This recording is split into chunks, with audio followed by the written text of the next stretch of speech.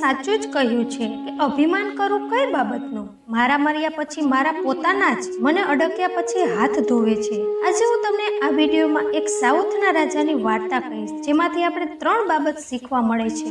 એ રાજાને 3 દીકરા હતા। આ 3 રાજકુમારોમાં સરખી જ બુદ્ધિ હતી કે 3માંથી જે રાજા બને તે કોઈ પણ સમય આવે ત્યારે સાચો નિર્ણય લઈ શકે તેવું રાજા ઈચ્છતા હતા। તેના માટે રાજાએ એક યુક્તિ વિચારી। તેના 3 રાજકુમારને દરબારમાં બોલાવવામાં આવ્યા। તેને બધું સમજાવવામાં આવ્યું। તમારે 3એ 4-4 મહિનાના અંતરે એક વૃક્ષને શોધવા જવાનું છે। તે વૃક્ષ આપણા રાજ્યમાં નથી, તેથી બીજા રાજ્યમાં જવાનું છે। તે વૃક્ષ શોધીને અમને બતાવવાનું છે કે તે કેવું દેખાય છે, તે કેવું લાગે છે। ત્યારે રાજકુમારે કહ્યું કે સારું। તેથી સૌથી મોટા રાજકુમારે કહ્યું કે પિતાજી, પહેલા એ તો બતાવો કે તે વૃક્ષ કયું છે। ત્યારે રાજાએ કહ્યું કે તે વૃક્ષ નાસપતિનું છે, તેને શોધવાનું છે। તે નાસપતિનું વૃક્ષ શોધવા રાજકુમારોએ જવાનું હતું। તેમાં પહેલા રાજકુમારનો વારો આવ્યો। તે શોધવા નીકળી ગયો। તે શોધીને પાછો આવી ગયો। તેને બાજુના રાજ્યમાં તે વૃક્ષ મળી ગયું। એણે પિતાજીને કહ્યું કે તમે કહેતા હોય તો બતાવી દઉં કે તે કેવું દેખાય છે। ત્યારે રાજાએ કહ્યું કે નહીં,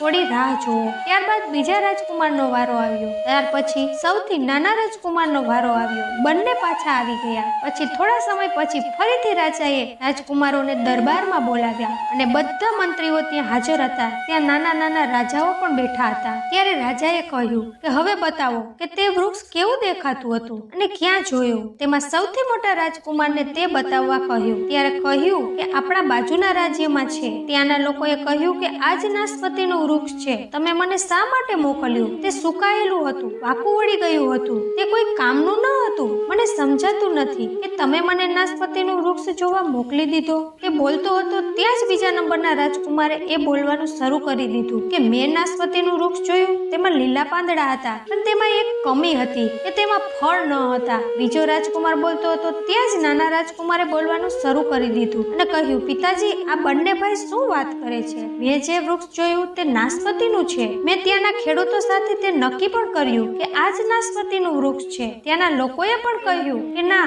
આ જ નાસપતિ છે અને તેમાં ઘણા ફળ પણ હતા। તે ફળથી ઢંકાયેલું હતું। તે ત્રણેયની વાત એકબીજાથી અલગ હતી। ત્રણેય એકબીજા સાથે ઝઘડો કરવા લાગ્યા। દરબારમાં જેટલા મંત્રી હતા, નાના નાના રાજાઓ હતા, તે બધું જોઈ રહ્યા હતા અને વાતો કરવા લાગ્યા કે રાજા આ શું કરી રહ્યા છે? પોતાના દીકરાઓ વચ્ચે ઝઘડો કરાવી રહ્યા છે। ત્યારે રાજા પોતાના સિંહાસન ઉપરથી ઊભા થયા અને કહેવા લાગ્યા કે તમે ત્રણેય સાચા વૃક્ષને જ જોયું છે, કારણ કે તમે 4-4 મહિનાના અંતરે ગયા હતા। એટલા માટે તમે ત્રણેય એક જ વૃક્ષને અલગ અલગ અવતારમાં જોયા છે। તમારે દલીલ કરવાની જરૂર નથી। ત્રણેય રાજકુમાર શાંત થઈ ગયા। રાજાએ ફરીથી કહ્યું કે હું તમને 3 વાત શીખવવા ઈચ્છતો હતો, એટલા માટે આ વૃક્ષને શોધવા આજુબાજુના રાજ્યમાં મોકલ્યા હતા। રાજકુમારે પૂછ્યું કે પિતાજી, તમે શું સમજાવવા ઈચ્છતા હતા? તમે ત્રણેય વૃક્ષને અલગ અલગ સમયે જોયા, તેનાથી અલગ અલગ વાત શીખવા મળે છે। પહેલી વાત કે કોઈ વાત ઉપર નિર્ણય ત્યાં સુધી ન લેવો જ્યાં સુધી તેની છેલ્લી વાત સુધી પહોંચી ન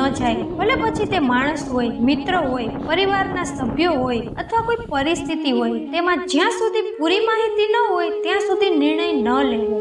બીજી વાત કે આ નાની વાર્તા આપણને એ શીખવાડે છે, જે રાજાએ રાજકુમારને કહ્યું કે જીવનમાં ક્યારેય કોઈનો ન્યાય ન કરવો। કદાચ એવું હોય કે તે સમય તેના માટે ખરાબ ચાલતો હોય। મોટા રાજકુમારે વિચાર્યું કે સુકાયેલું વૃક્ષ હતું। બીજા રાજકુમારે વિચાર્યું કે તેના ઉપર ફળ જ નથી લાગતા અને ત્રીજા રાજકુમારે લીલાછમ ફળથી ભરાયેલું વૃક્ષ જોયું હતું। રાજાએ કહ્યું કે ત્રીજી વાત કે જે ખૂબ જ જરૂરી છે અને મહત્વની છે કે માણસના જીવનમાં સમય ક્યારેય એક સરખો નથી રહેતો। તે જ વૃક્ષ પાનખરમાં સુકાઈ જાય છે, વર્ષા ઋતુમાં લીલું છમ થઈ જાય છે। આ વાર્તા આ 3 વાતો શીખવાડે છે। આ 3 વાતોની સાથે કરો એવું કે દુનિયા કરવા ઈચ્છે તમારા જેવું। તમને મારી આ માહિતી સારી લાગી જ હશે તો મારા વિડીયોને લાઈક, શેર અને સબસ્ક્રાઇબ કરો। આવી જ માહિતી સાથે ફરીથી મળીશું। ત્યાં સુધી તમારું ધ્યાન રાખજો, હસતા રહેજો અને હંમેશા ખુશ રહેજો।